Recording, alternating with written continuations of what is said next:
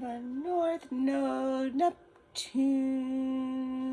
Saturn, Mercury, and the Sun are all in Pisces having fun. It's an illusion, the ending just begun. So many planets in Pisces. Oh my gosh, guys, the sun is in Pisces, the moon is in Aries, and there's this protective, warrior, emotionally charged energy, okay, that I'm feeling. It's like the never-ending story. I kept hearing that all the time, preparing for this message. Never-ending story. There's something with that. But, you know, Pisces, it's for me just like the energy of like a paradoxical energy. It's something so absurd that you think it's not true, but it's true. It's everything and nothing. It's, you know, just pure absurdity, but reality, you know? So, yeah, that's kind of the energy that I've been picking up for you. You know, also, before we jump into the reading, big energy, I pulled a couple divine words, and we have table and fringe. Table and fringe. Okay, table is, it's really, yes, obviously, when you're thinking about the noun, it's like a table that you put something on, but in terms of a verb, it's speaking about laying something aside to discuss later, often as a way to postpone a discussion indefinitely. Okay, there's some energy or being or something in your circumstance or situation where it's like someone wants to shove something to the side or act like it didn't happen, right? Put something aside, shove it away, sit it on the table for later, again with this almost intention of it just going away. Okay, and then fringe speaks about you know, something on the outskirts or some type of extreme belief, or being on the outskirts of town, you know, on the outskirts of a city would be like a suburban area. Fringe also is like a, you know, article of material that is hanging from something of substance. So there could be something that's hanging on the peripheral of your energy, wanting to get in and wanting to get into your energy, get into your life, get into something and push something under the table like it never happened. That could be the situation here. When I think about the energy of fringe, and like they mentioned here, again, for example, reincarnation. In maybe certain Western cultures is like a fringe belief, but in like primarily in like Hindu countries, the belief is quite mainstream. Okay, so there's something here about something being on the border, on the edge. I'm on the edge of glory, and I'm hanging on a moment with you, on the moment of truth. I'm on the edge of glory, and I'm hanging on a moment with you. I'm on the edge with you. Do, do, do. That is significant. The never-ending story and out on the edge. Someone's on the edge of glory.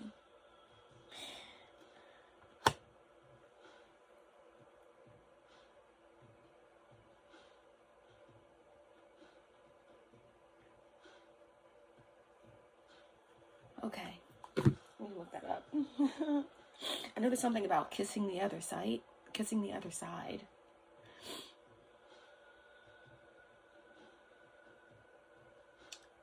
I'm on the edge. Glory. And I'm here on a moment of truth. Okay, let's see.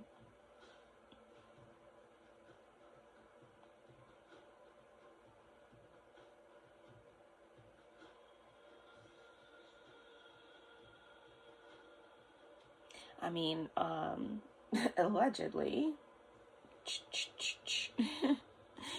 there's some who believe that Lady Gaga destiny swapped with this up and coming artist, you know, took her destiny, and then she I think jumped off of a building or something on the edge. Whoa, this is getting a little intense, okay? Again, something is not as it seems, but it's actually very real, right? What did I say when I first got on this message? I don't plan these things. It's just kind of the way it was.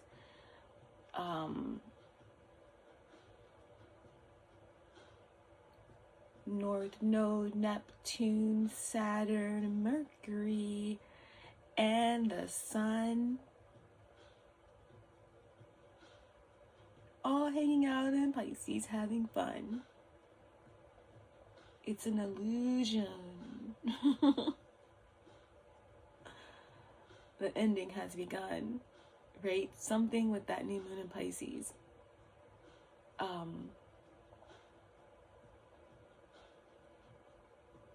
Totally eradicated something, okay? But there is something hanging on by a thread, on the outskirts, on the edge.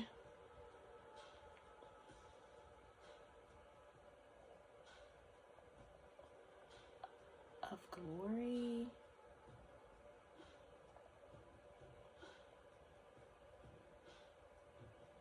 There ain't no reason you and me should be alone tonight. Yeah, baby, tonight. Yeah, baby. I got a reason that you should take me home tonight. I need a man that thinks it's right when it's so wrong tonight. Yeah, baby, tonight. Yeah, baby. Right on the limit to where we know we both belong tonight.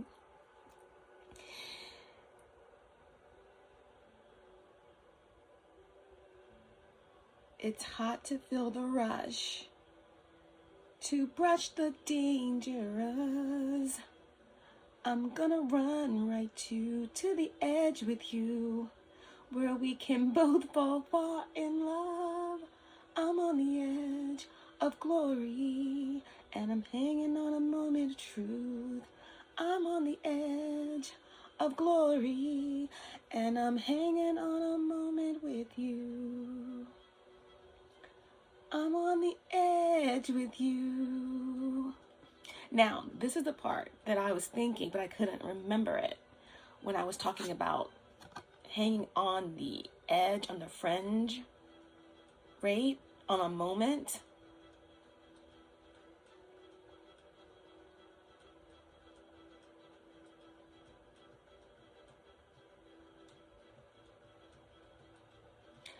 Another shot before we kiss the other side. Another shot before we kiss the other side. Tonight, yeah, baby, tonight, yeah, baby. I'm on the edge of something that we call alive tonight. Put on your shades, 'cause I'll be dancing in the flames tonight. Yeah, baby, tonight, yeah, baby. It isn't hell if everybody knows my name tonight.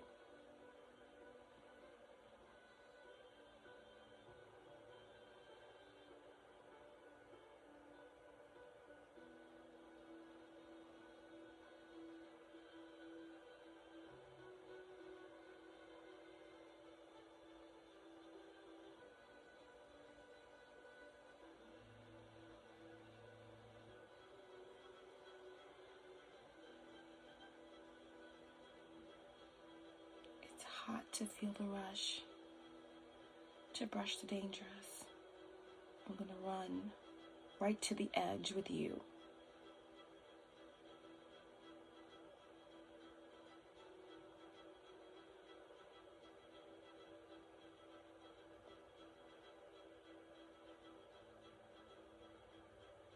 Another shot before we kiss the other side.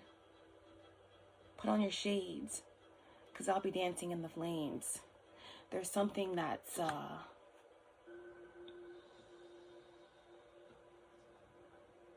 on the edge.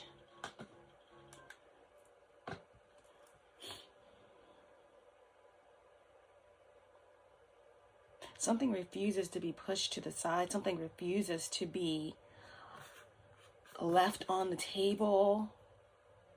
Something refuses to be indefinitely postponed. But there is no other option here. Something has been wiped clean. A cycle is over. Okay?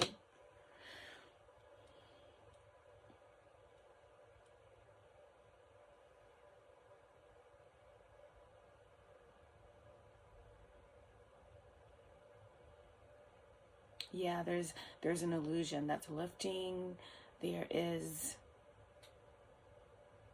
a very paradoxical energy, okay, that is wafting through the collective.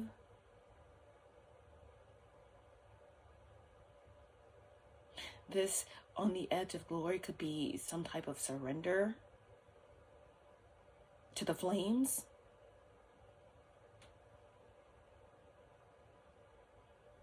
Someone's never-ending story is not your never-ending story.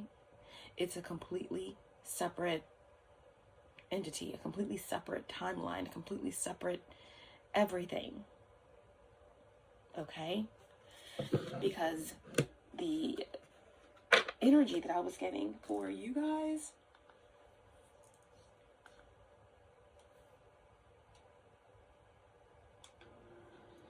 is the energy of wishes. Okay? Make a wish, any wish.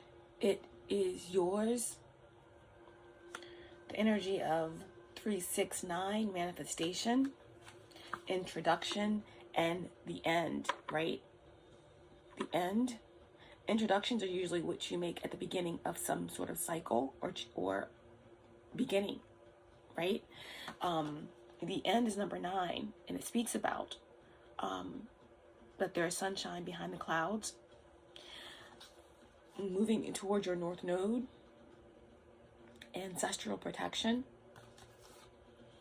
Your troubles will soon disappear, and living your own life, living for you, not for that which bound you to some perception of what you're supposed to do or burdens you're supposed to carry. Okay? And as you accept this energy, you move into this. Okay? 3s are manifestation, it's collaboration, and it speaks about brilliant social success, and something beginning in terms of romance or, again, creative flow, creative connections, opportunities. And, you know, the introduction energy also speaks of meeting soul tribe, soul family, individuals or aspects of people or beings that are designed to help you grow, to work with you, to make life, again, more balanced and easy as it should be, as it was designed to be for you. Okay? So those were the energies. Movement, manifestation, and this big energy of something being on the edge or outskirts.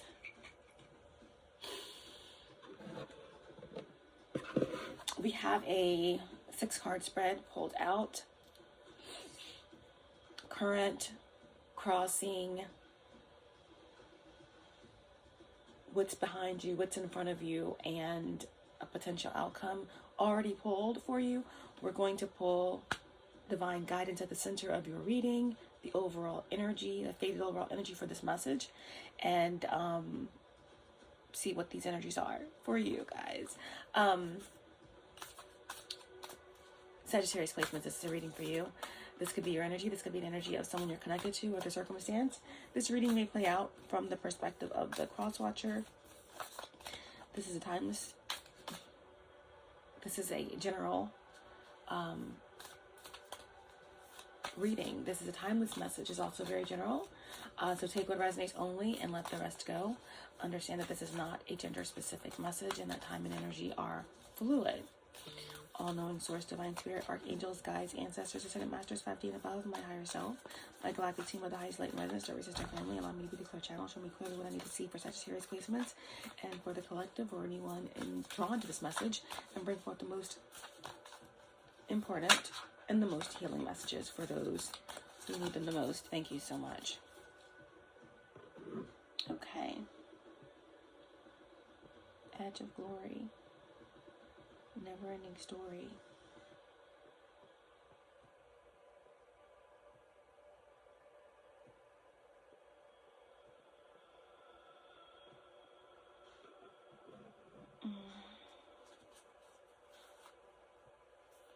The never-ending story is the importance of imagination and reason and how to find oneself. The story also explores grief, loss, and the cycles of life and rebirth. What did I say about all the planets being in Pisces? And something's an illusion. The ending is just begun. All the planets hanging out in Pisces having fun. The illusion is lifting, and the ending is just begun. The book Never-ending Story explores the balance between imagination and reason and how they are both necessary. Finding oneself. The book is about finding friends, making connections, and accepting who you are. Grief. The book and movie explore grief and loss and how to find meaning in the world of suffering. Life and death. The book and movie explore the cycles of life and death and how to accept endings and beginnings. The story is about Bastien, Balthazar, books, an imaginative boy who finds a book called The Never-ending Story in an antiquarian bookstore. The book takes him to the world of Fantasia, where he must help Atreyu rebuild a broken Fantasia.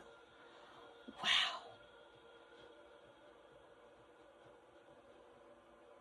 There is something on the edge because they understand.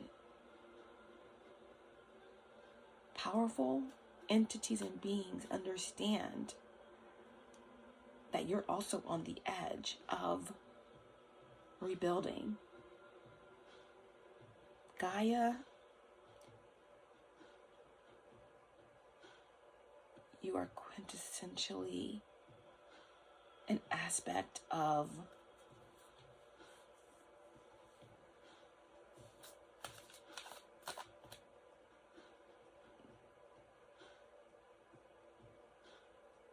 Gaia's ascension.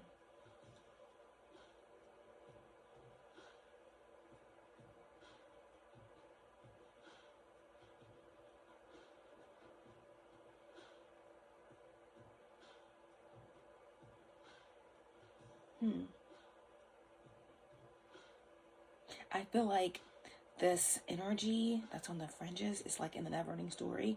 There was this entity called the Nothing.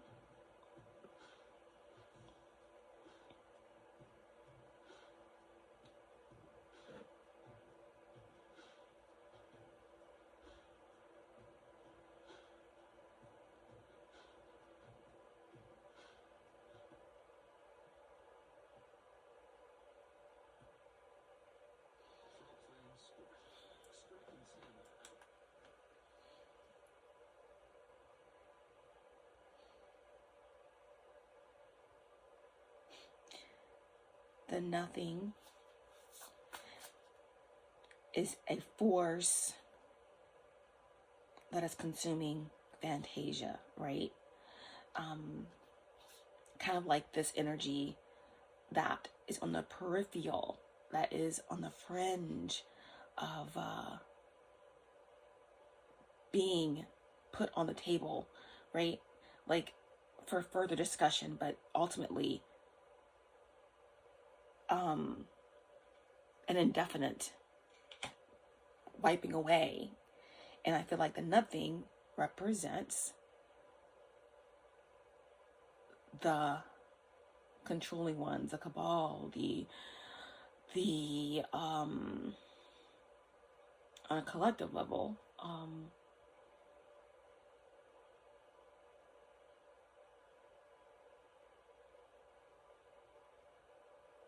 the opposition.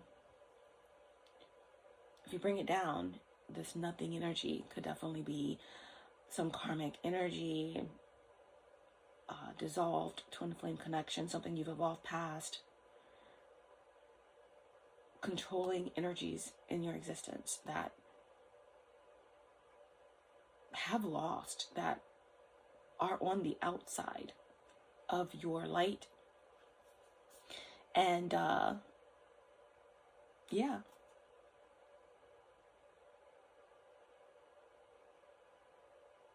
they're on the edge. But the nothing was a force that was consuming Fantasia. But they didn't understand exactly how.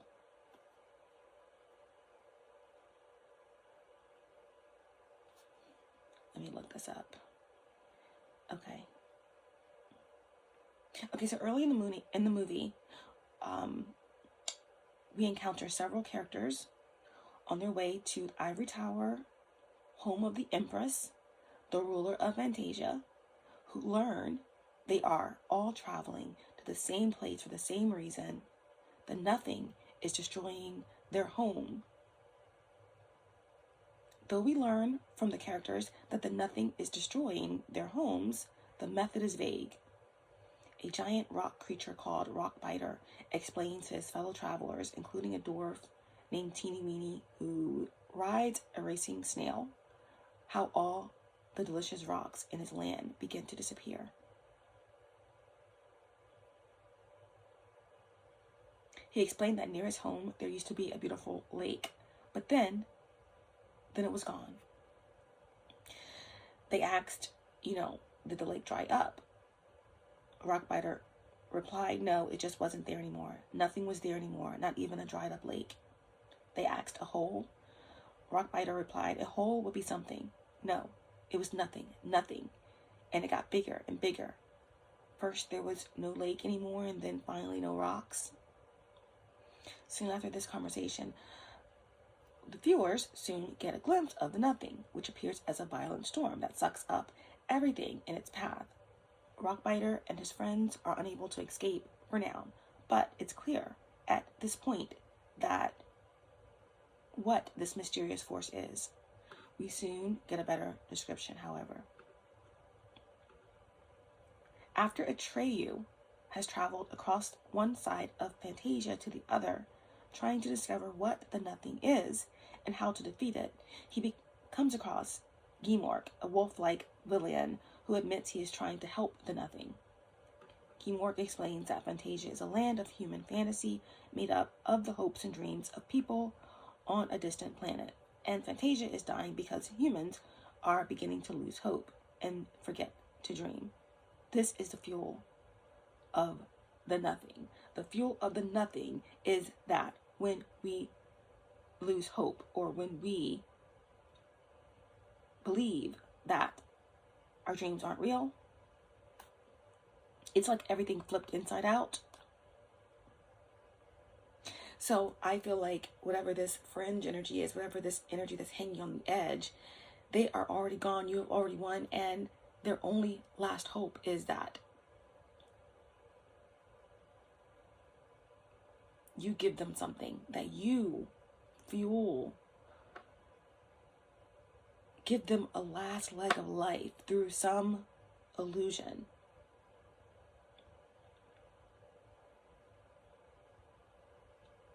Then Atreyu asks Gimork the million-dollar question, what is the nothing? Gimork's response is telling. It's the emptiness that's left. The villain replies, it's like a despair destroying the world.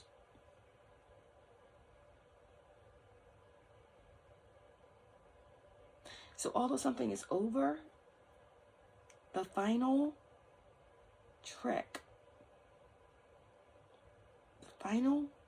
in the bag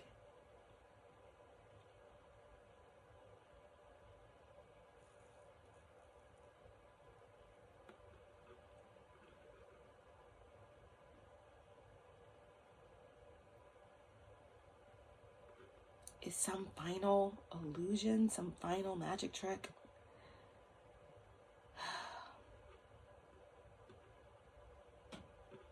It's like despair destroying the world, because the lines between Fantasia and Earth are blurred. It's clear that the despair Gmork describes exists in both Fantasia and Earth, and a closer look at the film suggests they stem from the same source, nihilism. Broadly defined, nihilism is the total rejection of religious and moral principles and the belief that life has no meaning. The nothing is basically a metaphor for nihilism.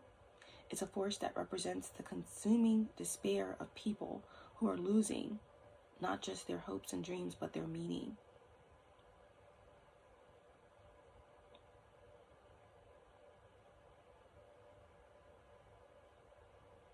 There's someone who wants you to lose hope. Now, this is like a collective energy that I'm channeling right now, but for this particular reading, there's something that's on the edge, okay, of your situation. There's something that has been actively trying to get you to lose hope, trying to attack you in your dream state, trying to affect your intuition, your access to the Akasha, trying to make it very difficult for you to be inspiring, to give hope to others, to connect with your soul family, to create, to flourish in your purpose, to receive what is meant for you. They have failed, but there's something on the outskirts that is hanging on to the edge by a thread.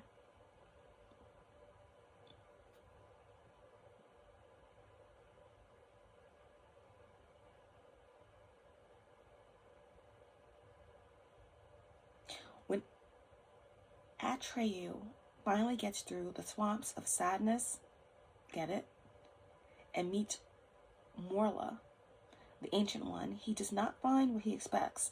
Instead of finding a wise being who can tell him what the nothing is and how he can defeat it, Atreyu discovers a great turtle-like creature in need of Prozac. Far from being helpful, Morla is cranky and so depressed, he literally wants to die. Die? Now that, at least, would be something, he tells Atreyu. We have a clue as to why Morla is so miserable.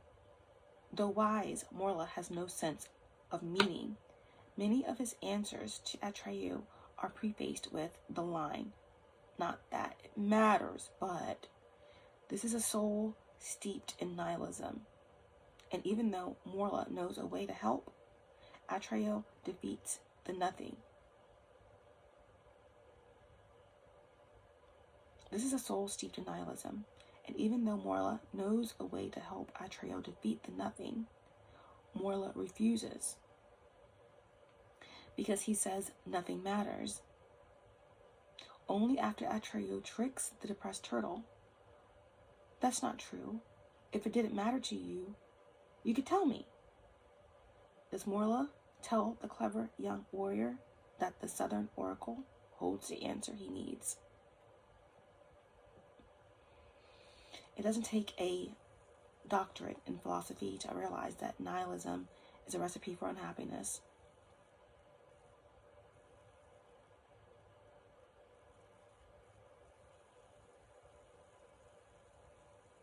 This is something that Frederick Nietzsche warned about, the dangers of nihilism, more than a century ago. Nietzsche, if I'm saying that right, may have famously declared God dead in 1882, but the philosopher worried that God's metaphorical death left a serious chasm in the universe. How to find meaning in a world full of suffering.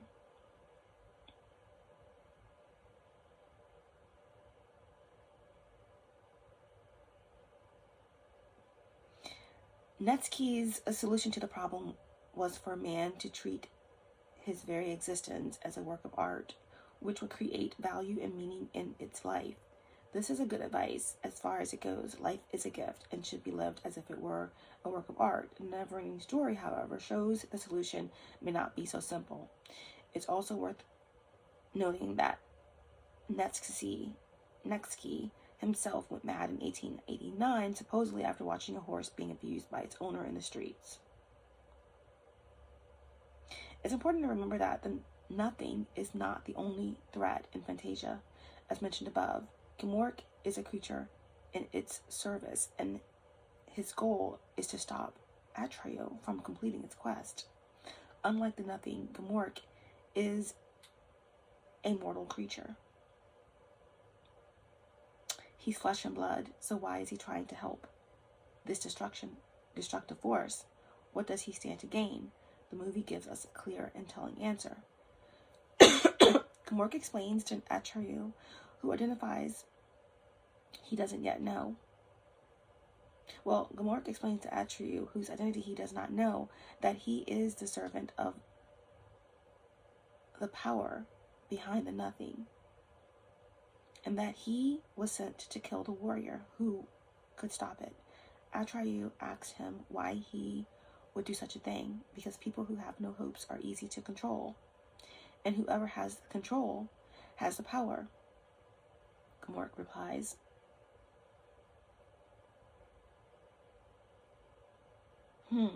The film is telling us that there are forces in the world that want people in despair, that want people weak, that want people to be dependent and hopeless, because people without hopes and dreams are easier to control, and people who are easily controlled pose no threat to those in power.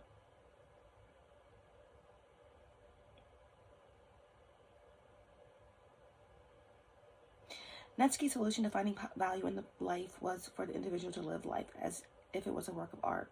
But nihilism, like the nothing, has its servants.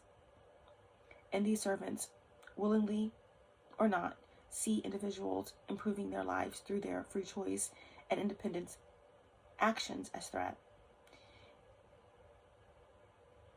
If you doubt this, consider how many people and who are hostile to individuals taking everyday steps to improve their own lives. Things as simple as working out, waking up early, and self-help are attacked, as are people who call out the corrosive impact of government dependency, etc.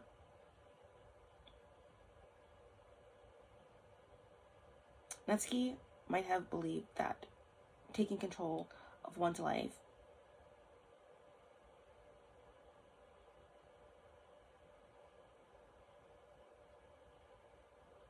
and turning it into a beautiful tapestry was the antidote to nihilism, but thinkers like Jordan Peterson, who've preached such a message, have found themselves targeted.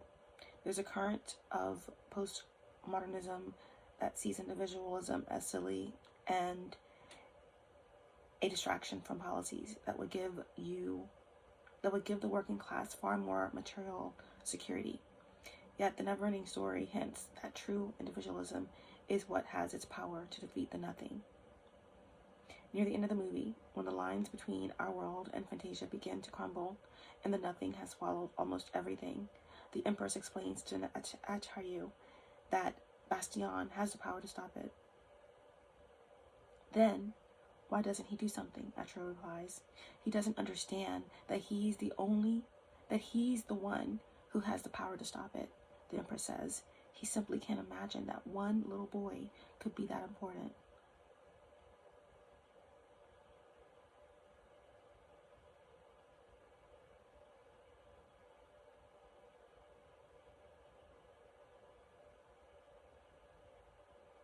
So the author of this article didn't mean to read all of this, but hey, this is what happens, I guess. Explains that nearly 40 years after watching The Never-Ending Story in school, its message is finally clearer. A handful of post-modern philosophies, nihilism, pessimism, and materialism, chief among them, are destroying our world because they are destroying our meaning. The most terrifying challenge a trio faces is Fantasia. In Fantasia is the Sphinx, who, we're told, will strike down anyone who tries to pass, who does not feel his own worth. The parallel in our own world could not be more clear. Government data show suicide has reached a record high in 2022. Fortunately, the power to stop the despair, the nothing brains exist. It cannot be defeated by an army or a government program, but it can be defeated by the individual. Only individuals can think and reason and act. Only individuals have the power to create art and life and beauty. And it's through this that we create meaning in our lives and more beautiful worlds for others. This is what the Empress means when she tells Atreyu that only Bastian has the power to stop the nothing. The power to defeat the despair that exists in each of us. The power to defeat its despair exists in each of us. And a good place to start is to recognize that life is a gift and worthy of being treated as a work of art. Okay.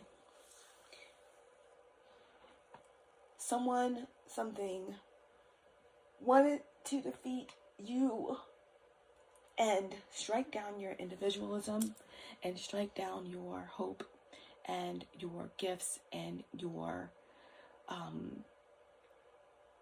dreams, and to crush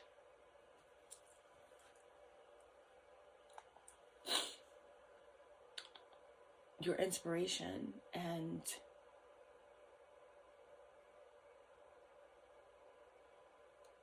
prevent you from accessing what is meant for you to be accessed at this time.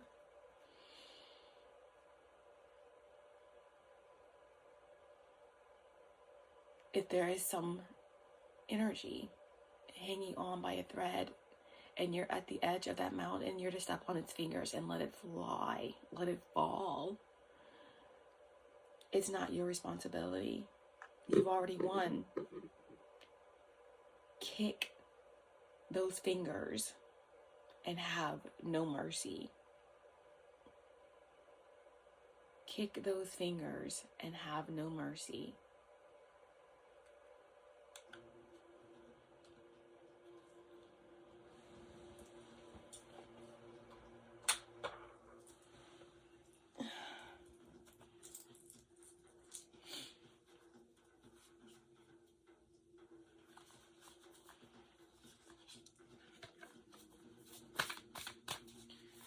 Let's get the divine guidance here for this message.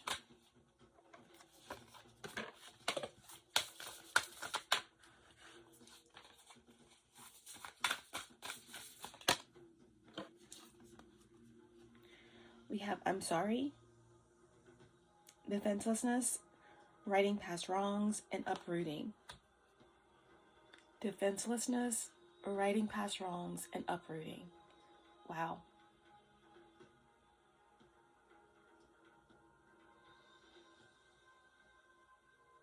I feel like this is like also big healing of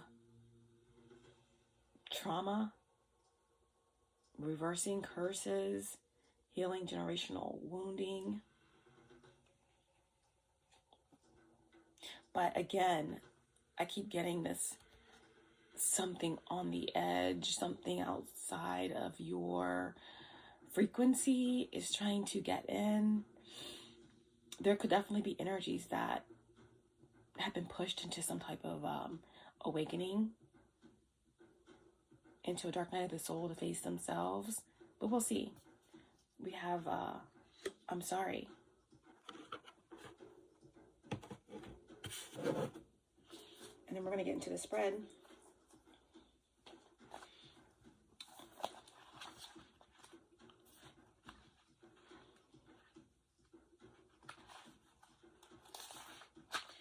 Okay, I'm sorry, number 78. This 15.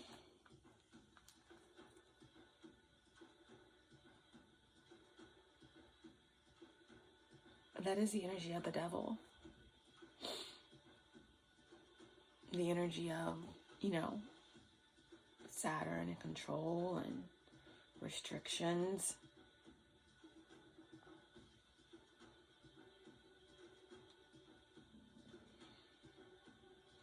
Lessons, karma. But it reduces to 6. So 6s can represent healing, balance, harmony, wholeness, choices. But let's get this message.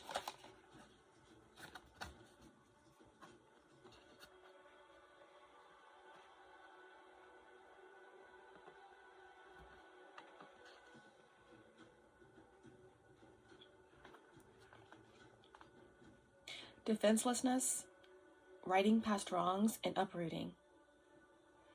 Guys, I'm going to timestamp this message, especially for that, I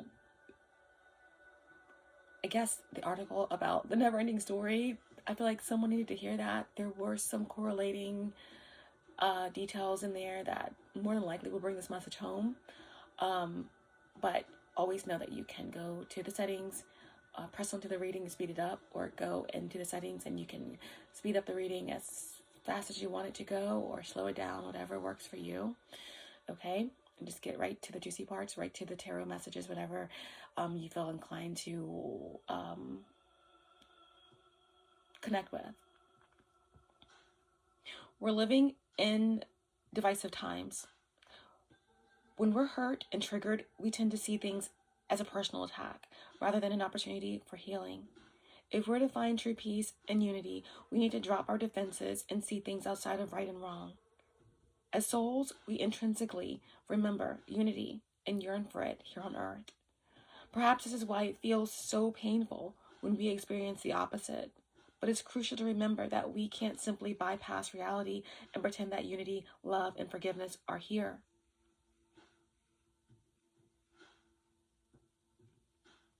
This is one of the greatest challenges for starseeds. To bring about unity, we must first acknowledge the ways in which both we and the world have been divisive, personally, ancestrally, and collectively. The shadows, hate, wounds, separation, severing, wrongs, and sadness. You may be called to explore how you, your ancestors, or your society have consciously or unconsciously inflicted pain on others.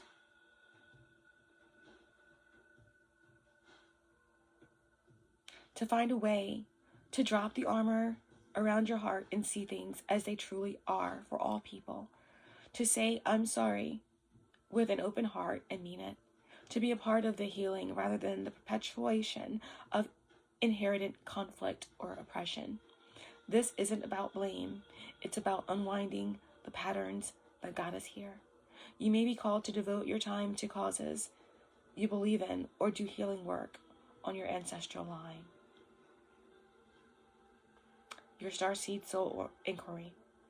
How are you being called to drop your defenses and unwind past wrongs?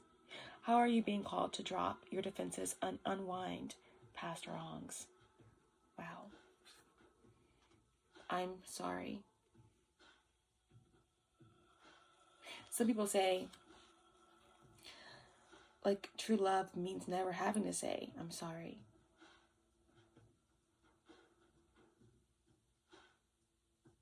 I guess it's all perspective, right?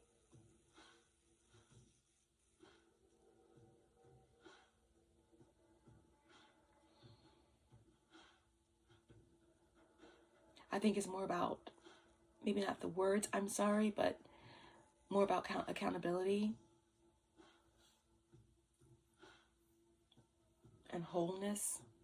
And in accountability and wholeness, we accept all aspects of our light and our shadow, and even dating back to eons and eons and ago, where within our ancestors and bloodlines, there's all kinds of things that we may have misconceptions about. For instance, reptilian this or draconian this. But I guarantee you, after the Lyran Draconian Wars, that in the Syrian solution, that there is a combination of, because there aren't all malevolent draconians, and they're not all malevolent reptilians or malevolent greys. The Andromedans in themselves are a combination of Lyran, greys, and Palladian. So there's a mixture of a lot within us. And within the DNA, there's healing. There are things that come up that we have to face,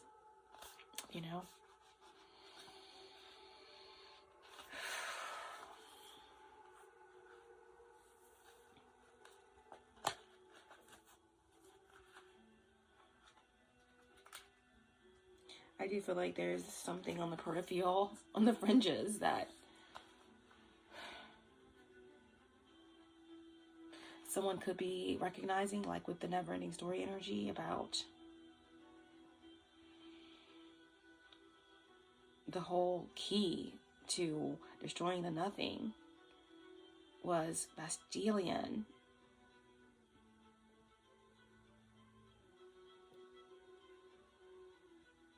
Understanding that he's the one who has the power to stop something. You could be helping someone understand their power as the Empress or the Emperor.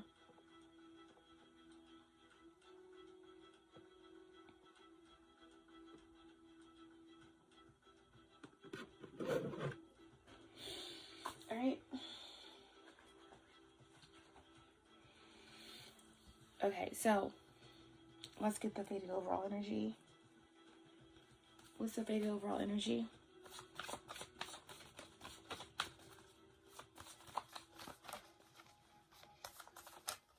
What's the faded overall energy for this message? For Sagittarius placements, show me clearly. What's the faded overall energy?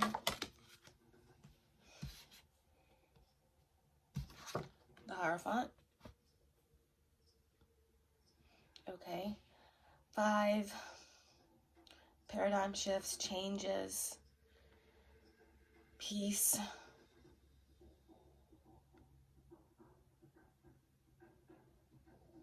Tradition, higher knowledge, guidance, spiritual protection, a spiritual father, or you have some sort of shaman or shamanistic abilities, or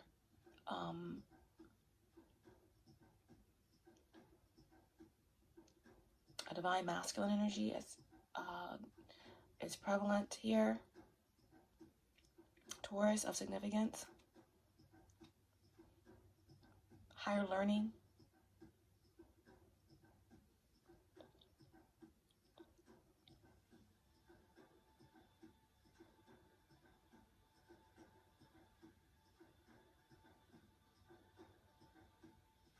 Responsibility. Control.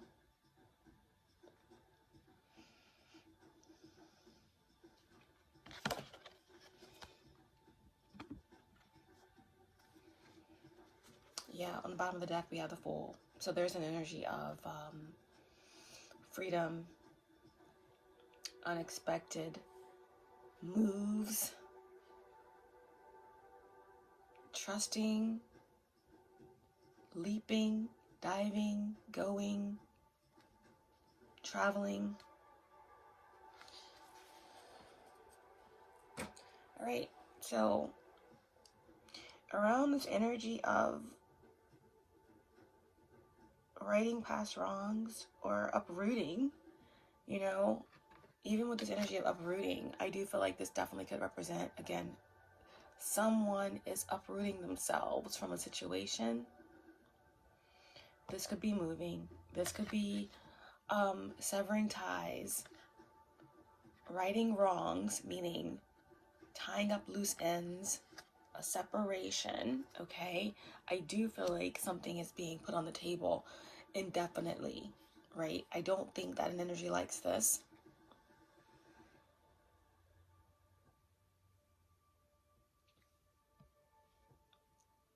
So let's go ahead and start at the beginning here of this message. And we have the current energy as the Knight of Pentacles.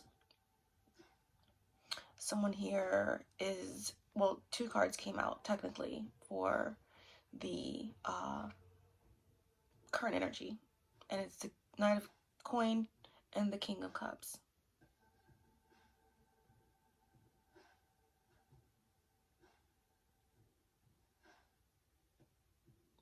So someone here is balanced emotionally. Someone is a leader. Someone is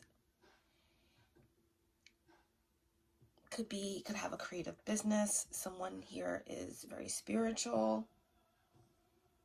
Male or female with the King of Cups. It just shows a very balanced individual. Someone, again, very spiritual, connected to their emotions, but aren't ruled by their emotions, okay? It also shows someone here who is very loving or has a lot to give, buckets of love to give, okay? And they express this love through their healing abilities or how they inspire others or how they create. You've been working here for a long time at something. You are connected to spirit. Some of you here are of a royal lineage. The Knight of Pentacles represents someone who, especially in the upright position, that is connected to a hierarchy. How that represents itself for you just means that you are of a high pedigree. Even if it doesn't show up in your current reality, like wealthy, it just means that you are strong, you are tenacious, you are tough, you are resilient.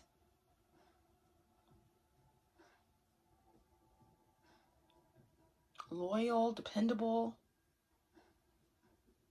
But the current energy here is someone who is, you are a considerate being. Someone's very considerate of others, responsible in your spirituality for some, because some of you with the King of Cups here definitely could be reader, spiritualist, but you don't have to be. You could definitely be someone who's just very giving and kind in your chosen field.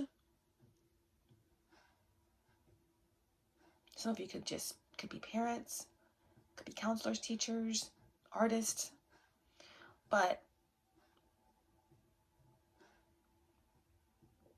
whatever you do, you are someone who is an authority figure or who has the ability or in a position to make choices. And when you make choices, they're fair and responsible, okay? You currently are, you're steady, you are sure, you are working at something. You may feel like whatever you're putting into something, it's, you know that it is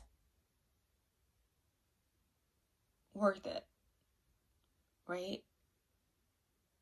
Anything that's too easy, sometimes it isn't worth its weight in gold. That's what you're saying. So you're like steady but sure is what wins the race here.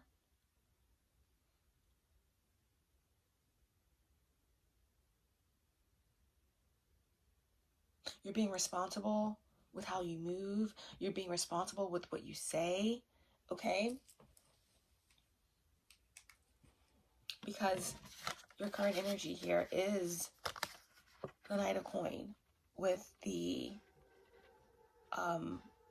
King of Cups, okay? So I always say with this card here, the back is to the water, but he has a whole pail okay, full of water. So there's a lot of love inside. There's a lot of creative energy inside. You're being very careful about where you are dispersing this healing energy, this love.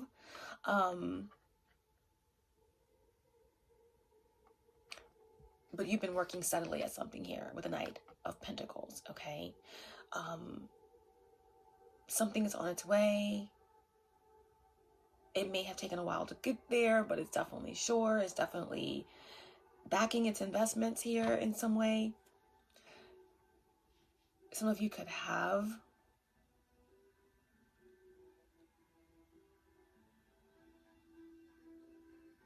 Cancer or Scorpio, highly aspected in your chart, okay? The Knight of Pentacles is Virgo energy.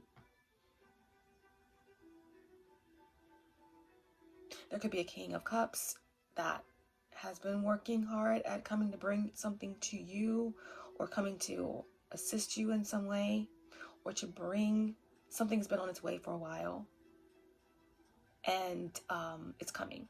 Something is steady, something is sure.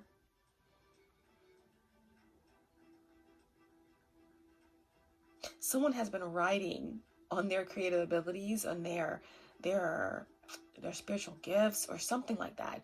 Maybe there has not been a whole lot of financial overhead. You're good, but something you have been doing or working on has been kind of built on faith, okay? But with this Knight of Pentacles here, they're saying that there is some actual financial help that's coming towards you.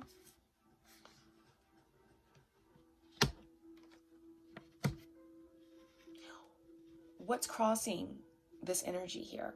What's crossing your current energy is the Page of Pentacles, right? What's crossing could be helpful or contrary to the current energy. I feel like this Page of Pentacles here, Page of Coin, is a very helpful aspect, all right?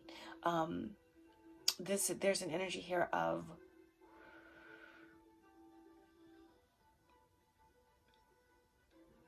someone is a powerful seer. Again, someone here is a reader or a very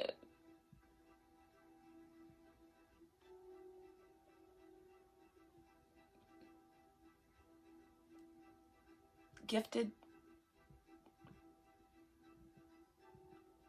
manifester, okay?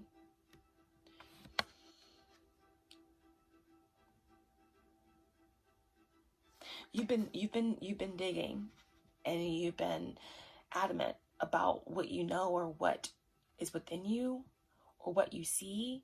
And after much work and much tedious efforts on your part, you have found what you've been looking for, or you have discovered what you need in order to move something forward. You're excited.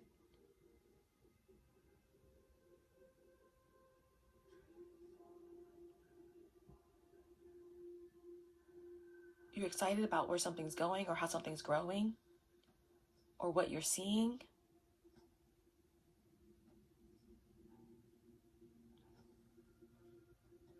Earth sign energy here.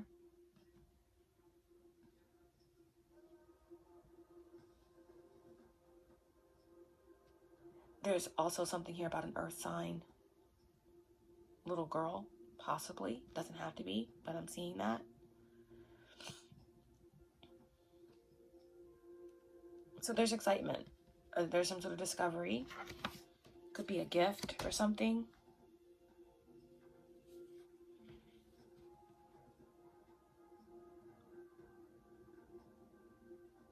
What's behind you?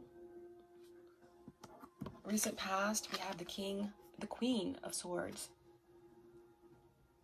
The Queen of Swords, all right? So with this energy, I feel like Queen of Swords in the upright, sword is up, there's an active seeking of something in the past. There was an active seeking of something, or with the hand extended forward, this is also like a truce or an offering.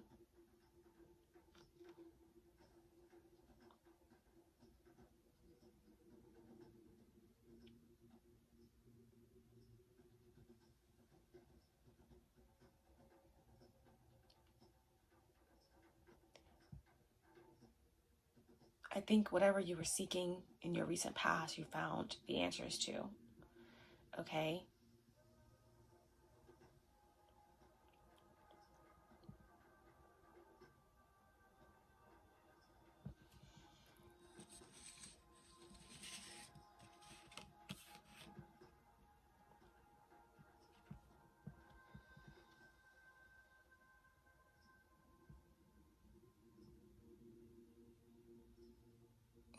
Maybe there was an absence of something or some sort of separation.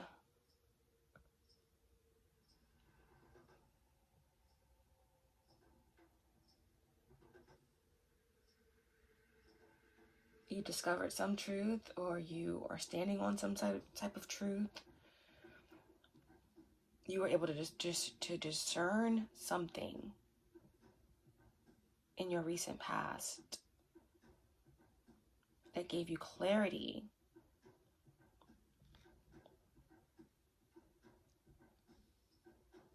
You detached from something.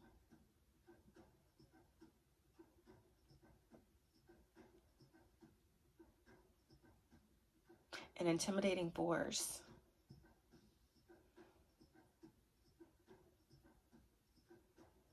Something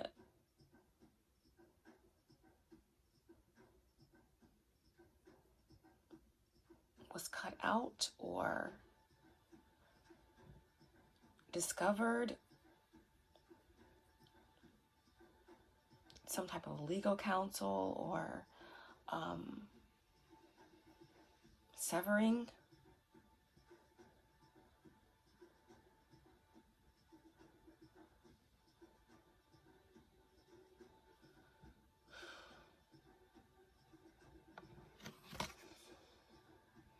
So that's behind you. What's ahead of you? What's in front of you is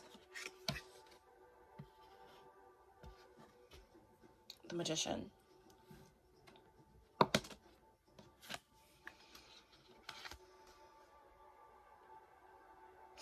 What's ahead of you is the Magician. Okay, there is just energy of powerful skill coming up out of the chambers,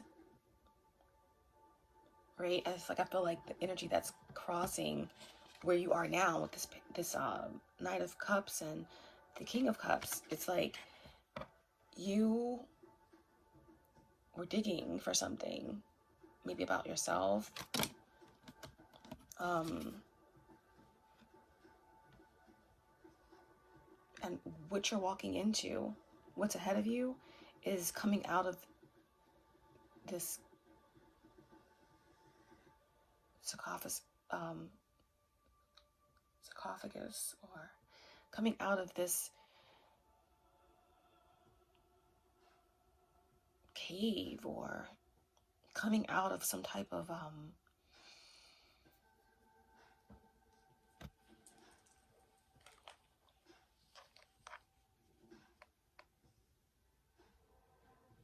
space of learning,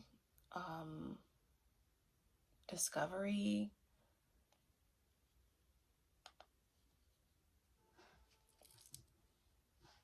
training. You know, you've been in some type of like training, Ascendant Master training or something like that.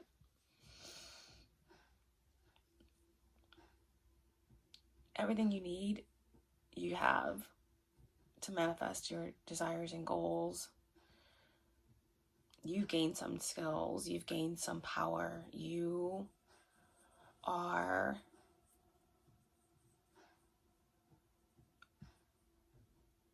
gained some stripes, some medals.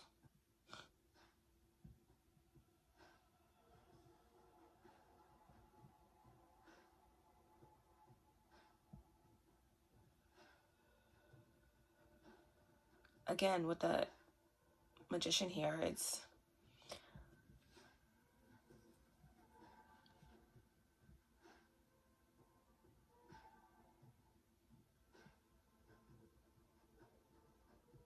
manifestation, power,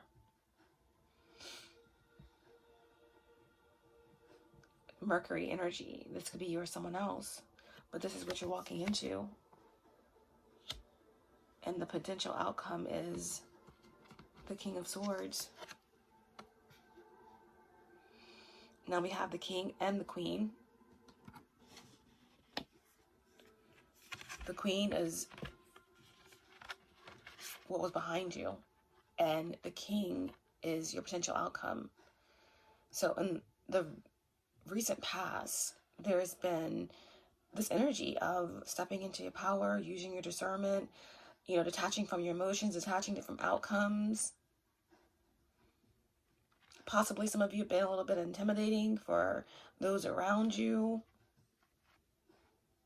You've been kind of in training in the dark, you know, gaining access to something with the Magician. That's what you're walking into. And then the potential outcome is the King of Swords. So this could be you just kind of coming into balance with your masculine and feminine energies in regards to your discernment, wholeness in your discernment, Archangel Michael. This could be a legal team.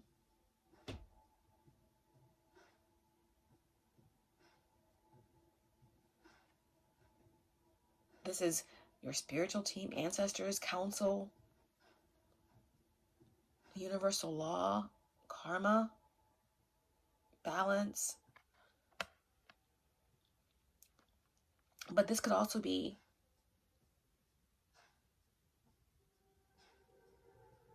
what's behind you is having this discernment on your own. I feel like you're walking into the Magician and the potential outcome is the King of Swords. I feel like this movement, beginning the reading, remember, we had the energy of introductions and endings, right? Introductions is where you meet new people.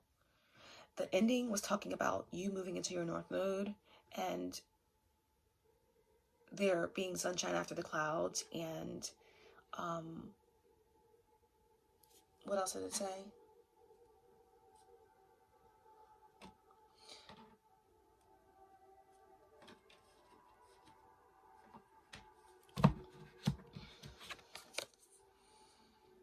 There is sunshine behind the clouds. Live your own life and your troubles will soon be over.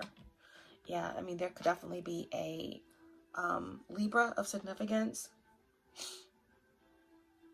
or an Aquarius or an air sign that is in your future.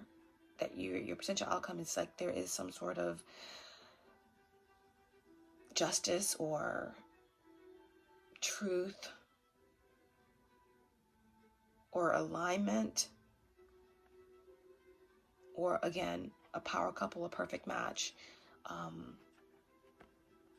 Two individuals who are very intelligent, very insightful, very discerning, coming together.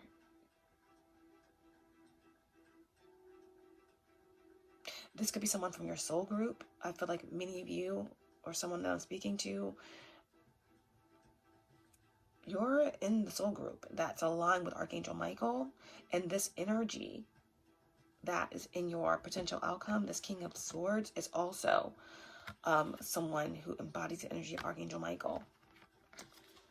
Okay? This King of Swords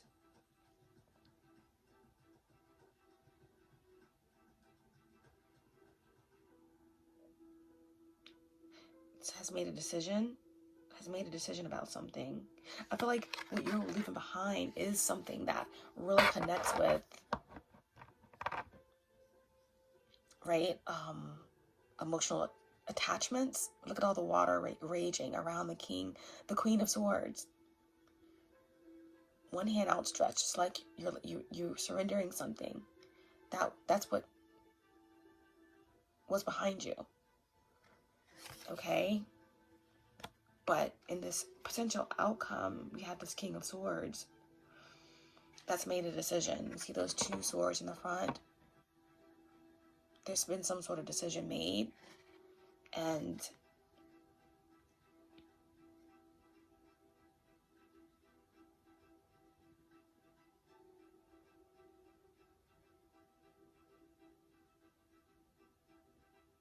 something is balanced and whole. And again, it could be a connection coming together here with the King of Swords.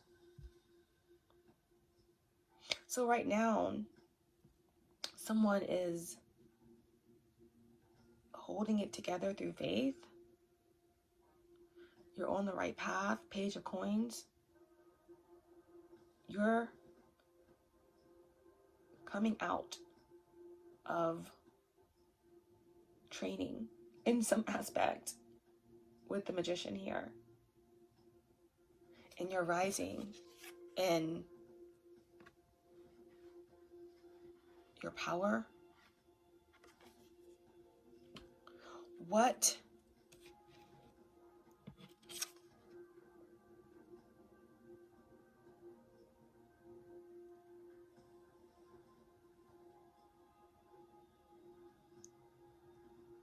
the card that came out that is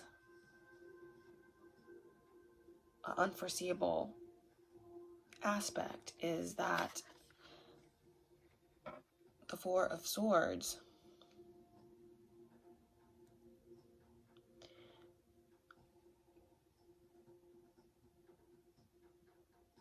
there's healing of some sort that's connected to your dream state.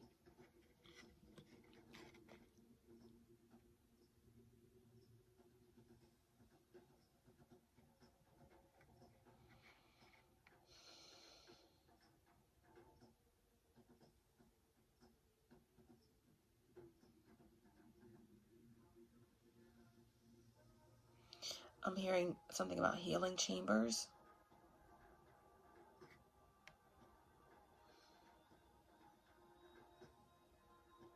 Healing chambers.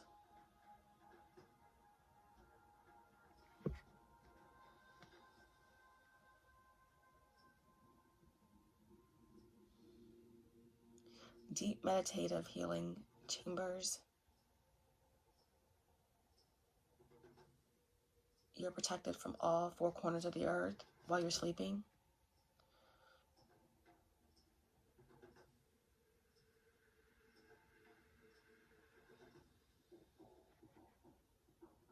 And on the bottom of the deck,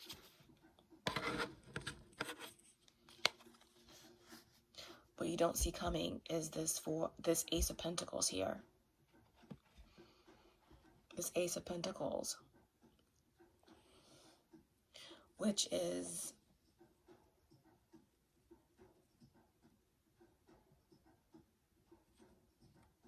there's contentment coming for you. Might I even say ecstasy, okay?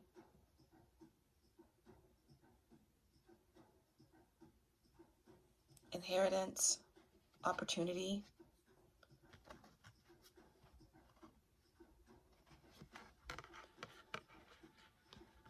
And some type of union, community, celebration, honoring.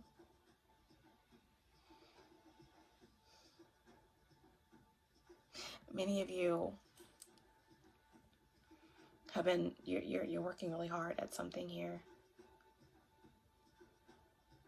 Your morals are high. You're focused. You're kind, you're giving. And you're excited about what you're discovering.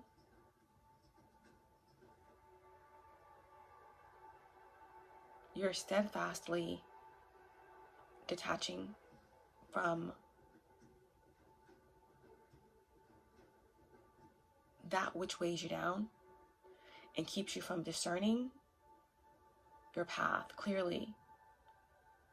So you've been hungered down in some type of sessions or healing chambers or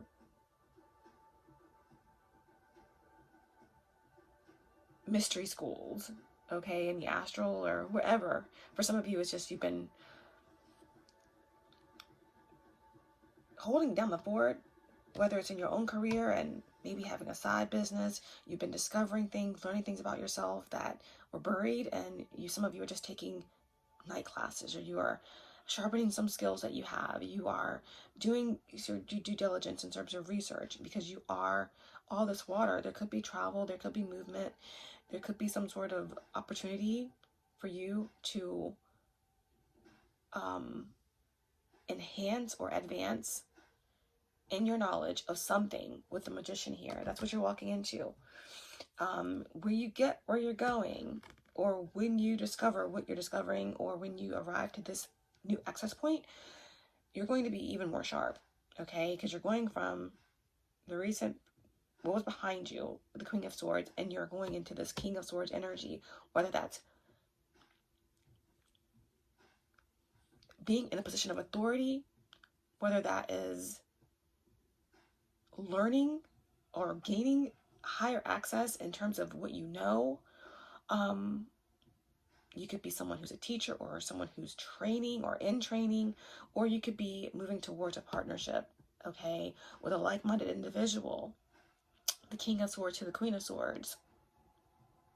And that's what is bringing you into what it's not so clear, but you know is yours, this Ace of Pentacles and the Four of Wands, okay?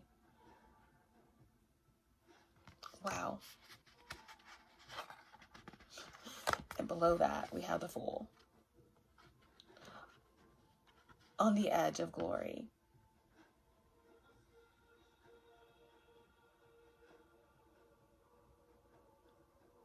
There's something on the fringes, on the outskirts, that's been hanging on by thread to your energy, right?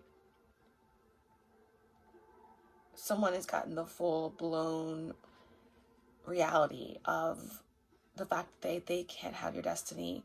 They can't do what some say Gaga allegedly did to the up-and-coming star and stole her destiny. They can't do that. Someone's been in a very delusional energy. The illusion, like I said in the beginning, has lifted, and the end is only the beginning. So someone is left with this stark reality that they can never, will never be you, or steal from you, or interfere with your energy again. This group, this cult, this secret society, this family, this low-level coven, whatever it is. Okay? And they're hanging on a moment. They're about to be swiped out of existence and time. They're already out of your reality. And for some of you, there is an energy that wants to be on the edge of glory with you, the true edge of glory. Hanging on a moment of truth, hanging on a moment with you. And it could be a twin flame. It could be a energy coming in to support you, okay? To jump off the cliff with you, and also to be there to help you stomp on the hands and the fingers of the opposition that's hanging on the side of the mountain, trying their last attempt at being relevant in your story.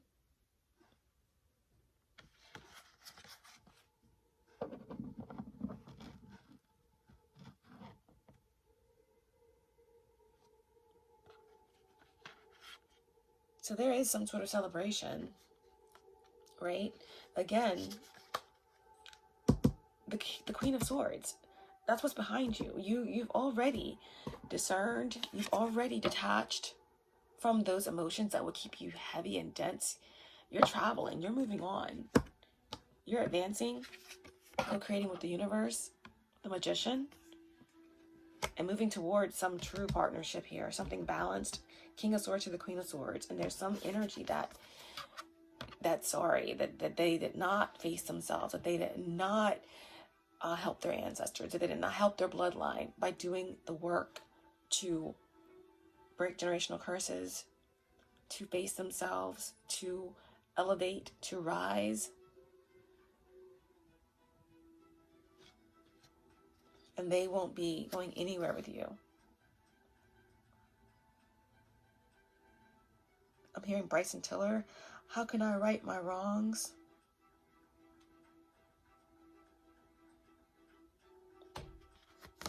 Something's been uprooted. Someone's root chakra is being healed as well, or something's being extracted from someone's root chakra. Wow.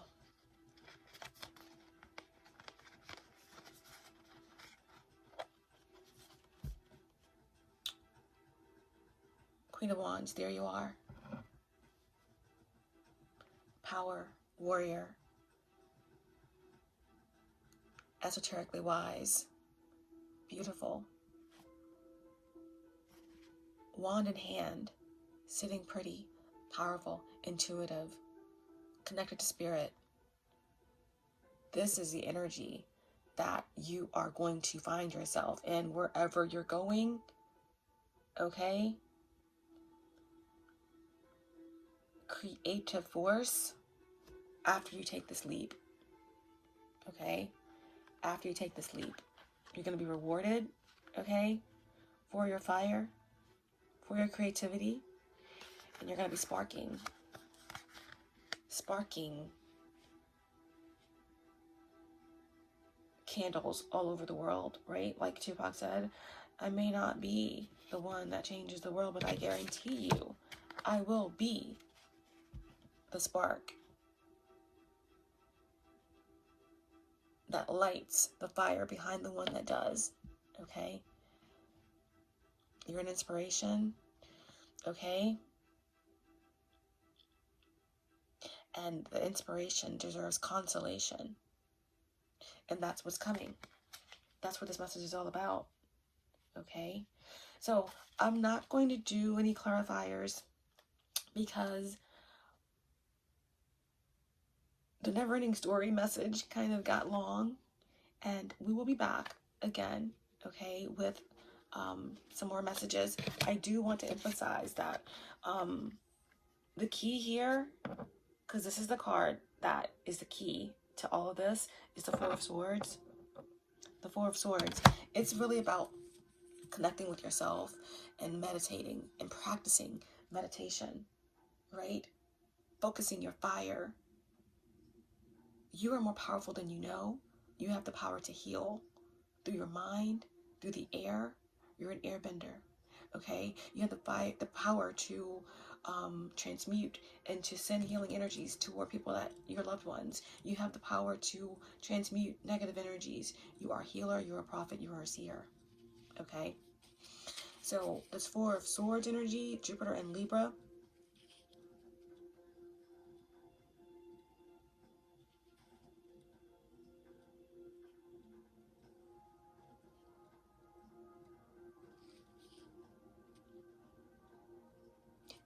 It's important to protect your peace. To continue practicing taking care of your mind and your body and resting and healing, and of course meditation. Again, I mentioned the Schumann resonance, and I mentioned all of these energies that are hitting the planet right now. Solar energies and galactic energies from the galactic center.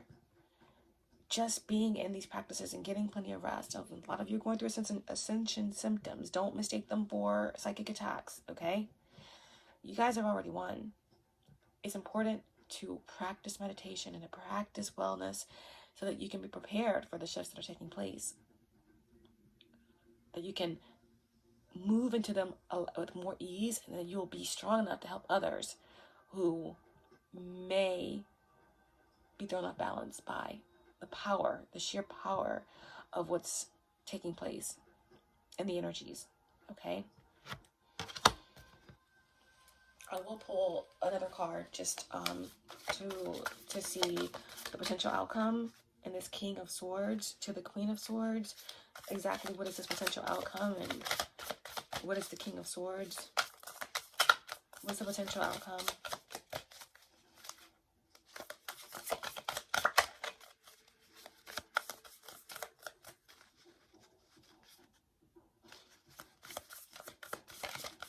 There is movement. There is travel. The Seven of Cups to the King of Swords, and the potential outcome is that there are options. You are emotionally balanced enough to make the choices that you need to make. In these cups, we have, what is that? A person. We have new growth. We have wealth. We have all kinds of things in these cups, but you will be emotionally balanced enough to make the proper choices. This King of Swords could be someone here that's coming in to help you connect to higher spiritual levels. This Seven of Cups also, connects with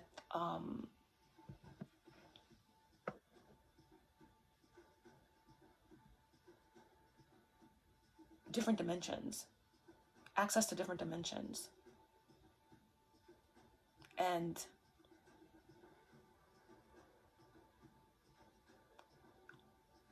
channeling higher dimensional beings. Wow. The Nine of Swords.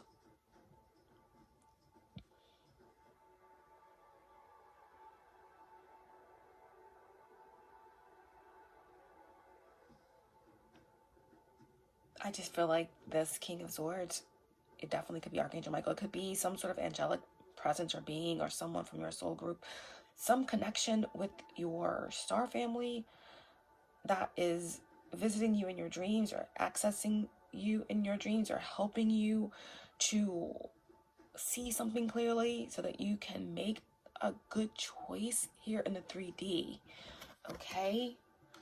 What is this potential outcome in the Seven of Cups with the King of Swords?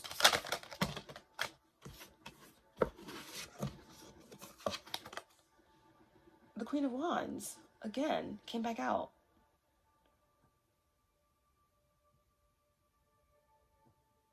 The daughter of the sun, the granddaughter of the sun. It's fire, deities, Sekhmet,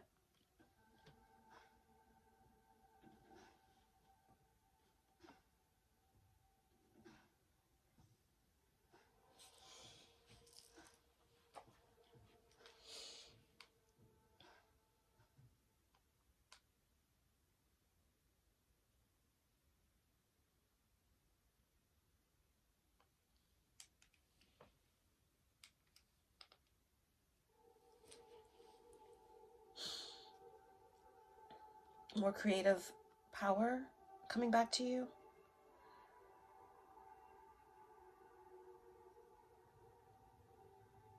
I'm getting ceremonial fire.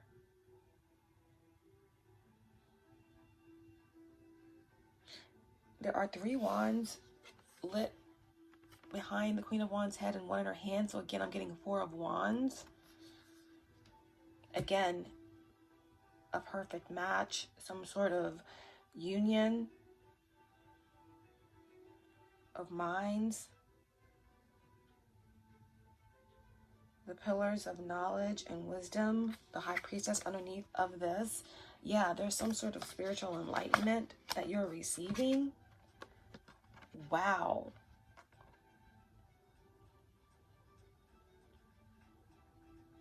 To discern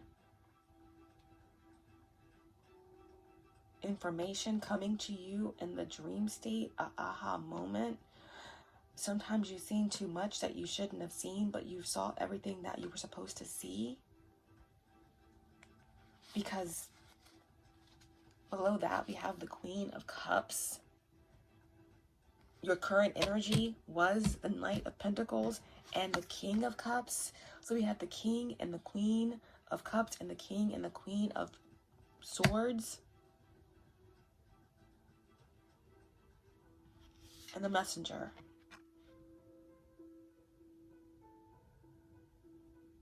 It's been a long time.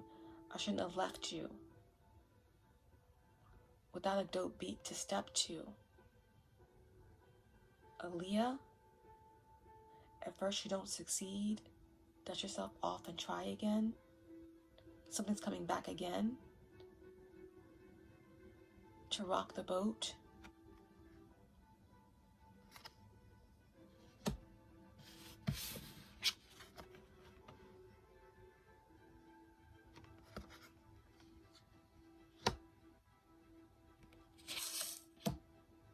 Potential outcome, High Priestess, Hangman. Seeing through some sort of illusion. Pisces energy coming through.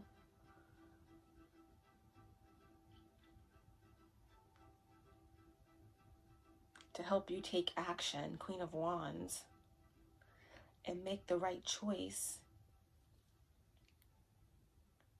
It's starting in the astral, it's starting in your dream state. Queen of Cups, unconditional love, healer. Yeah, everything's coming back.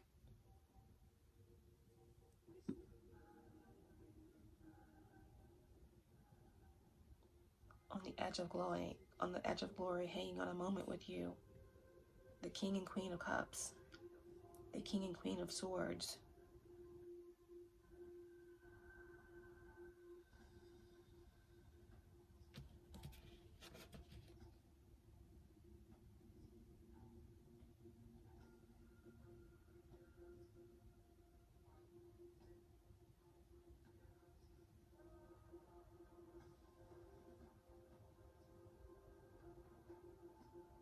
Something that was hidden is being discovered through this initiation.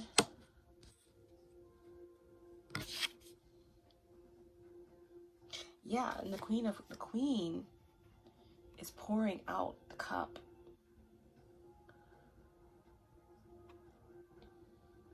So this could definitely be a divine connection. The King and Queen of Swords, the King and Queen of Cups. Seeking truth, discovering truth, clarity, and balance in their emotions. Willing and ready to give.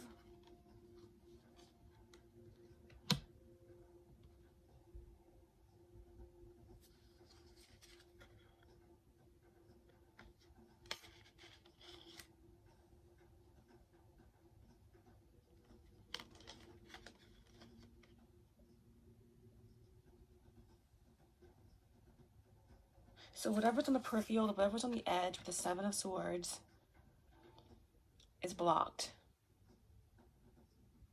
It's being wiped out because there's a ring of protection all around. Okay, the Empress.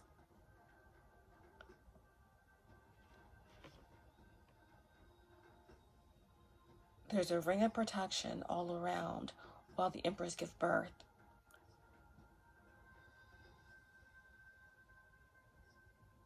While the Empress gives birth,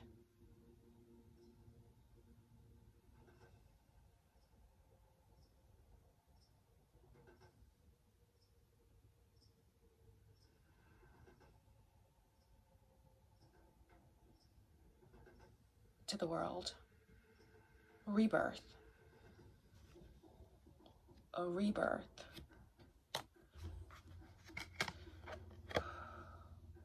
A rebirth. While the Empress gives birth to the sun. The Empress gives birth to the sun.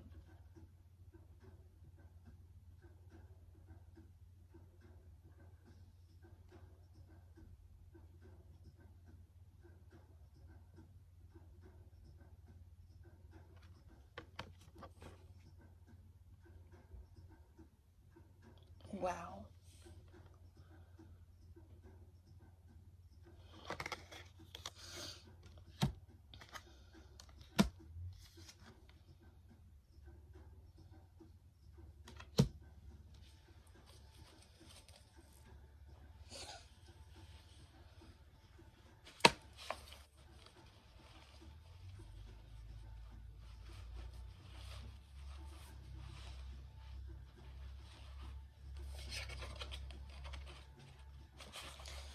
What else do they need to know?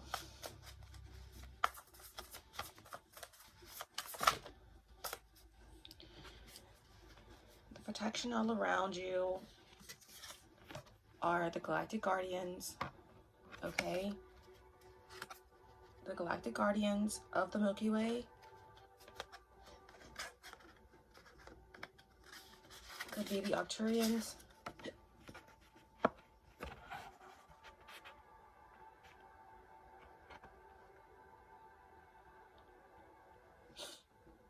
Again, you guys have been in some sort of source star room in your dream state. Again, regenerative healing room. Arcturian spaceships, okay?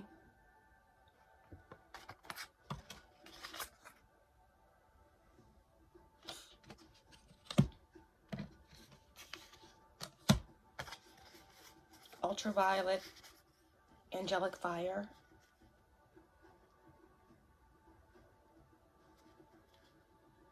Dissolving cords and lower energy. Meditations, okay? You have the ultraviolet protection angels at your assistance.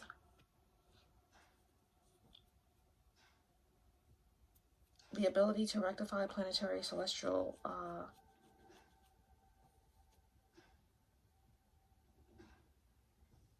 alignments.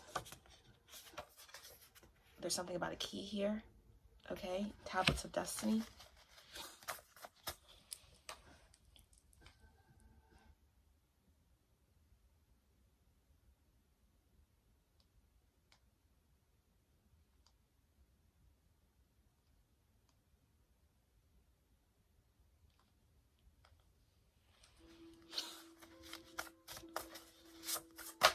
What else? You guys are going to be coming into the ability to understand light language. You're going to be receiving light languages. Again, I'm getting lots of Arcturian energy, okay, coming through. Some of you are Arcturian starseeds. Again, like, we come here, we forget who we are, but you have a very strong guidance system. So innately at your core, you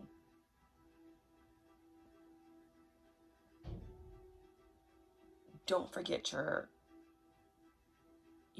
origins, okay? Someone here incarnated into very difficult contracts. Some of you did, okay?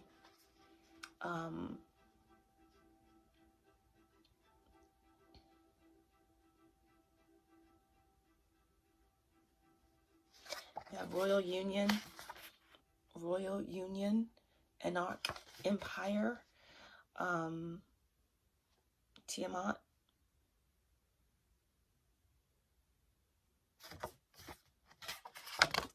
We have spirit guides. Some of you are very connected to Tiamat, the original reptilian queen. Some of you are connected to Venus, you know, Venusian starseeds. Venetians do have a group consciousness, like one entity. All have access to all abilities and all gifts. All is all. Some of you are going to be realizing you have the power to activate dormant grids.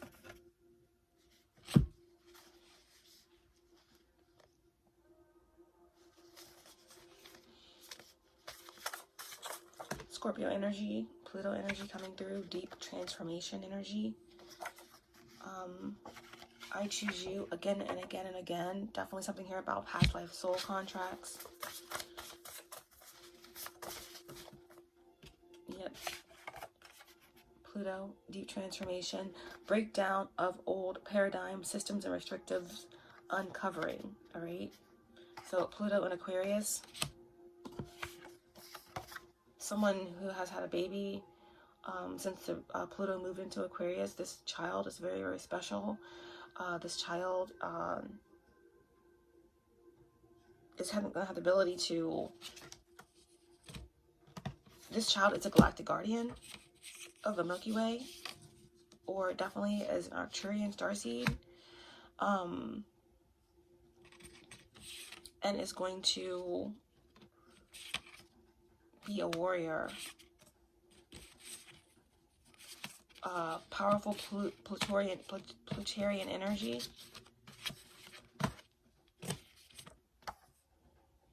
Something about the 666 Templar, unbreakable seal. Something is breakable because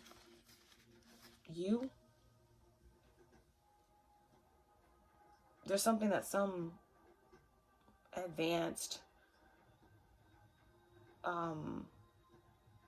fraternity or group or secret society is realizing that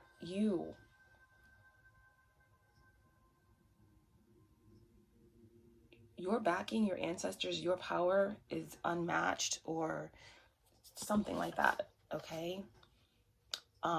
Because they cannot affect you through their surveillance, their watchers, their monitoring spirits, okay?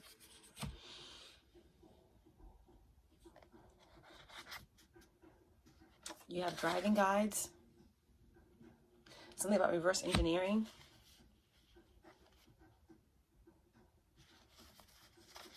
There's some type of revolt that's taking place. The Galactic Federation against malevolent draconians. What else?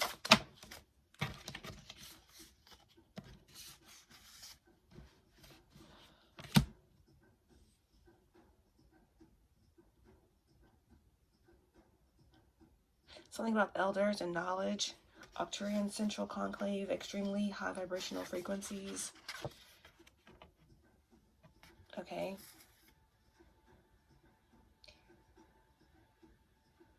Healing energies from the central sun. Undiscovered planets in the Milky Way. Healing crystals. Someone has deep, deep grief, right?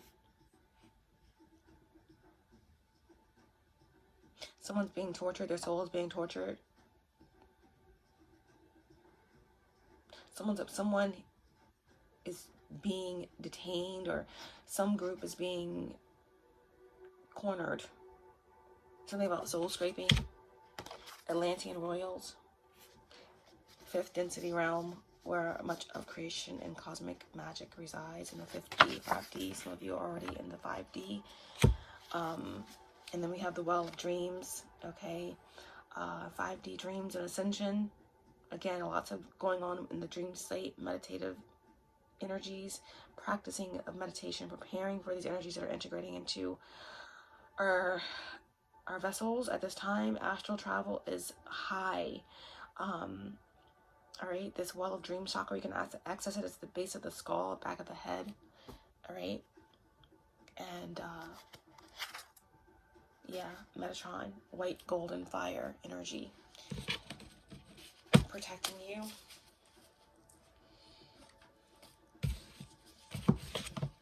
What's ahead for the collective?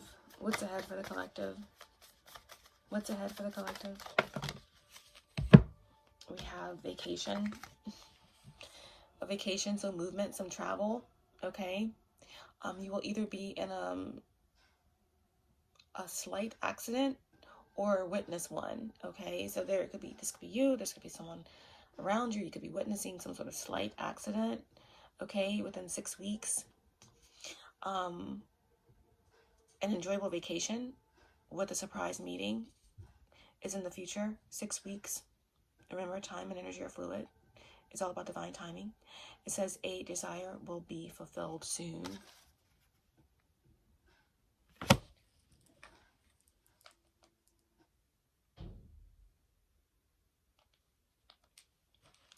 And then we have end. That's one came out again. All right. You are in your North Node, or you are well within your purpose. Okay. Again, the number 9, this is like 9 months. Within 9 months, I feel like you guys will be fully cemented into something, whether this is a divine connection or fulfilling your purpose. But there is the sunshine behind the clouds. Your troubles will soon disappear, and living your own life, not based off of anyone else, within your purpose. Okay, number 9, end. We have caution within 7 weeks. Okay, something about not speculating. Okay, be careful of loss by fire or theft, and beware of overeating. Someone's skating on thin ice. We have publicity. All right, your efforts will be rewarded. The highest ambitions will be reached and realized, and you will win many friends. I feel like for many of you, this is just soul tribe. Okay, some sort of recognition. We have a young woman. It says, be very careful when you see a certain blonde. Remember, these cards are from the 1900s, like 1917. Okay, so there are some, phrases that are, a little dated, but for me, this could be anything. Like, be careful when you see a certain blonde. It could be a blonde, it could be a light-haired individual, it could be any race, any creed, but someone could have their hair dyed blonde. It could be someone,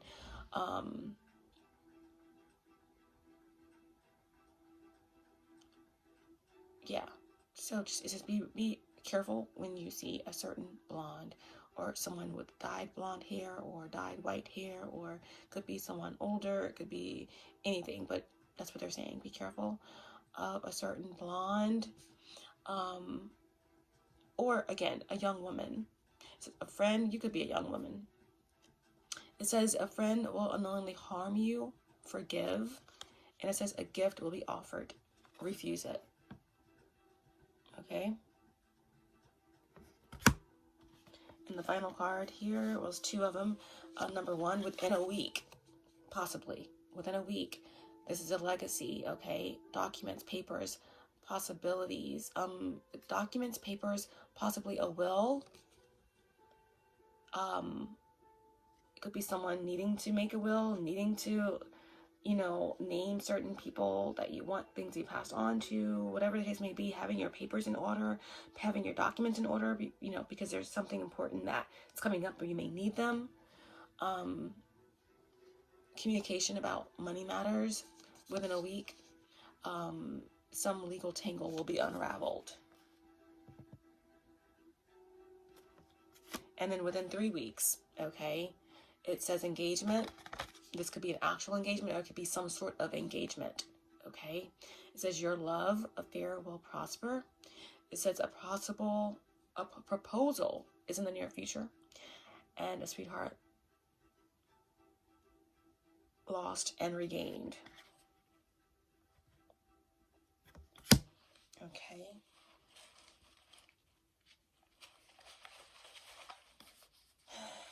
Divine advice to end this message.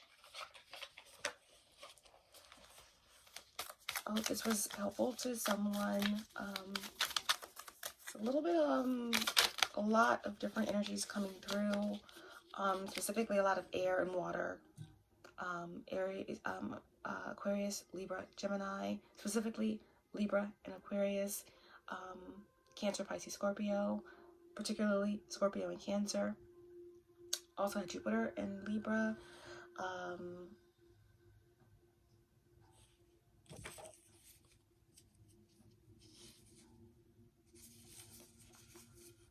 Jupiter and Libra, Venus and Scorpio.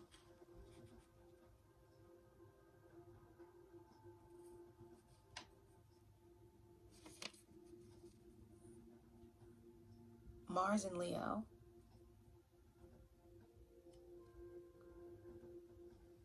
Big major arcanas surrounding Pisces energy, Neptune energy,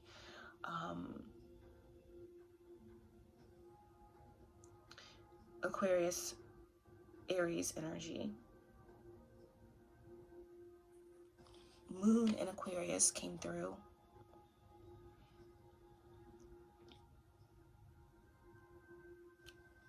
The Sun also, Leo. And in terms of like movement and discovery, Mercury and Mercury and Earth, so Virgo energy came through as well. I feel like it wasn't a whole lot of Sag energy that came through. We did have the Queen of Wands. It could be any of the fire signs. I feel like a lot of my Sages are hidden, like I said, hidden in the deep recesses of some sort of mystery school, or you're learning something, or you've been building up something, you know, you've been sleeping, you've been dreaming, you've been meditating, you've been preparing, okay? You've been, again, in some deep recesses of your psyche and subconscious, being armored up, okay?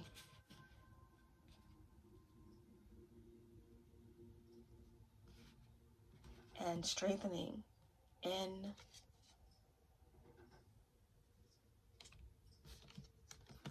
your craft, could be business, and also in your heart space. But again, big energy of a divine connection or coming into wholeness with your discernment and your heart, right? King and Queen of Cups and the King and the Queen of Swords, all right? So let's get the divine advice here. I'm not getting all those.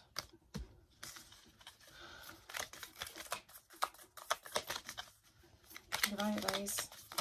One thing is clear is that there is movement. There is some type of activation.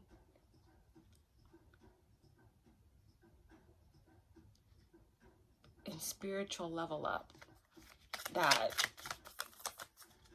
is taking you to the edge of something powerful. The strength to step on the fingers of something that's been hanging on by a thread on the edge of your ascension. But there is something that's coming actually to hang onto a moment of truth with you. And it's not what's hanging onto the edge of that cliff. It's something coming in to help you stomp on the fingers of something that's been dangling for lifetimes. And it's going to be falling. Okay? It's not getting your destiny. It's nowhere near it. It's flying off into the abyss, never to return. All right, divine advice in this message.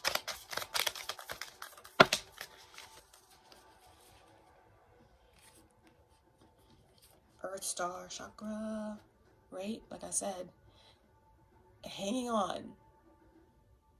I feel like Archangel Santa Fawn is coming through here to help something just fall into the depths of the nothing, right? The never-ending story. There's something within you that's about to defeat the nothingness. That was trying to make you give up hope on something in your dreams. Impossible. The divine advice here is she the lotus. She the lotus.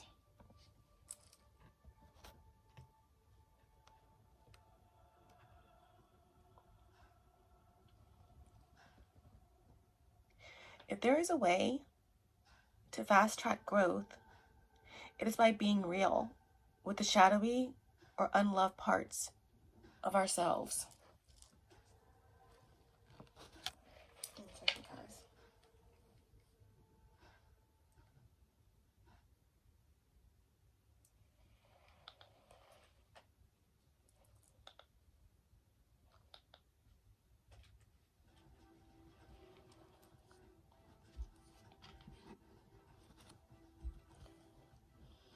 If there is a way to fast track growth, it is by being real with the shadowy or unloved parts of ourselves. Shadows can be painful or tender to the touch. Sensitivity can be a trigger that shows us where we might want to spring clean some of our darker, forgotten, ignored, or hidden corners. Accepting our shadow is the first stage in restoring ourselves to wholeness. In self-love, peel back the layers where there is shame, guilt, or fear, and bring them into the daylight.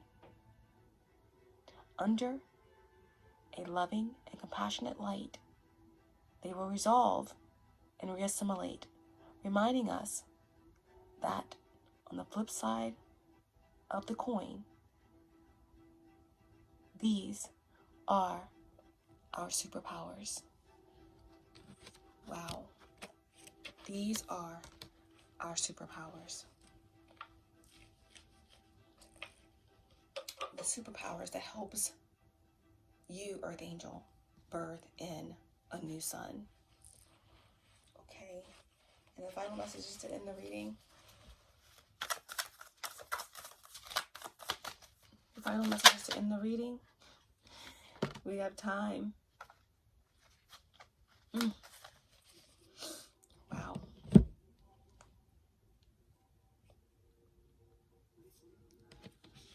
It's all about wholeness here.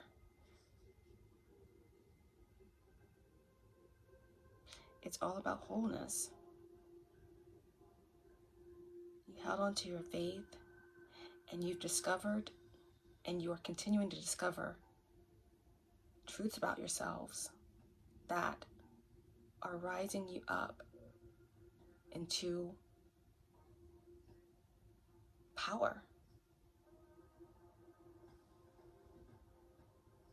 You know that reality is wrong and the dream is real.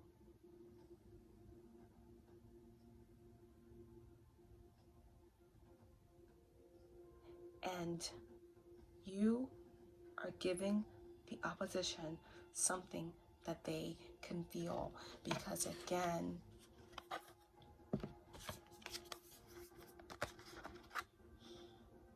time is running out. Time has run out.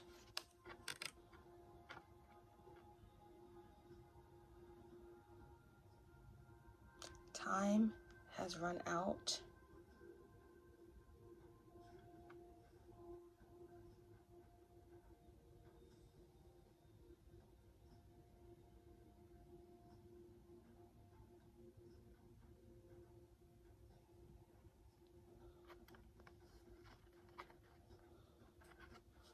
You see the truth.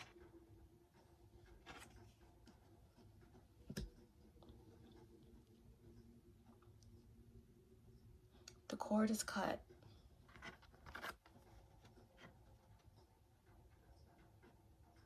On this third dimensional reality.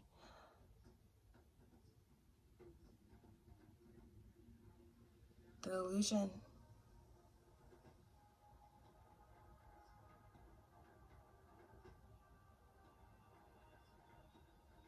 has been discovered. The end has just begun. The constrictions are released, and the agenda has been X'd out.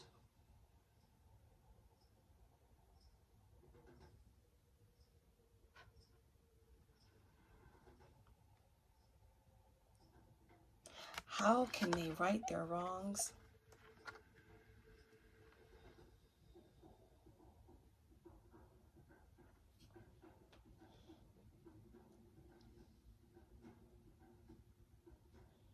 By creating a whole new song.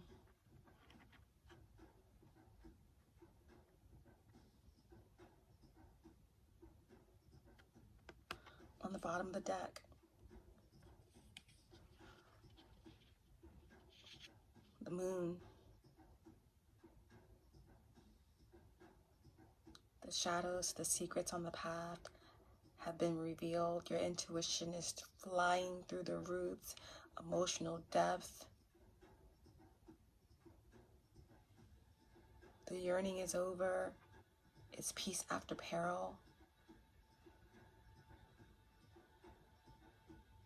No psychic interference or forces could outweigh or outdo the complexity of love.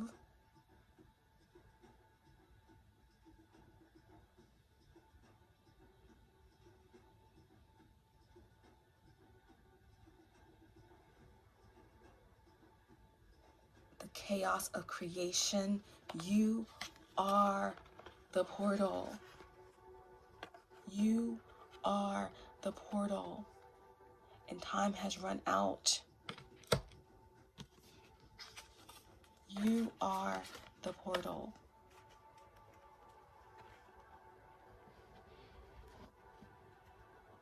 You are the creation.